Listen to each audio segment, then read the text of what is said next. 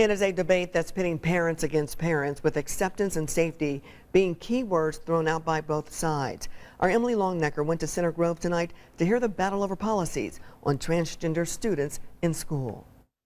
I would not stand for that. Sid Blazek's already decided what he'll do if his daughter is asked to share a bathroom with transgender students who biologically are the opposite sex. What I would do is when my daughter has to go to the restroom, I'll come and pick her up and take her home to the restroom. Blazek was one of a few hundred parents and community members who voiced their opinions Thursday to Center Grove school leaders. We all know that this is clearly an emotional issue.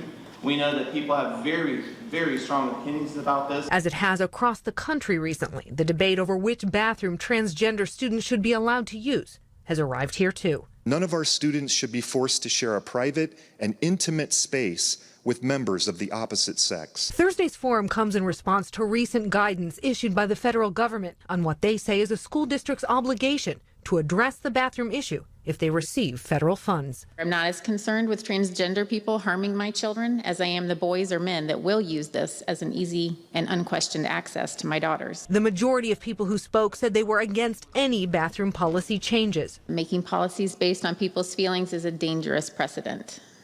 What is next? This local doctor had a different point of view. I would ask all of you and probably challenge all of us in the same breath that we need to be at least try to be welcoming in this respect. What this mom says she doesn't welcome is the federal government's involvement in the matter. And I think it's an egregious overreach for the federal government to impose this on the state and the people. The school board says over the next few months they'll decide what, if any, policy changes are necessary. I just think it's very obvious, common sense.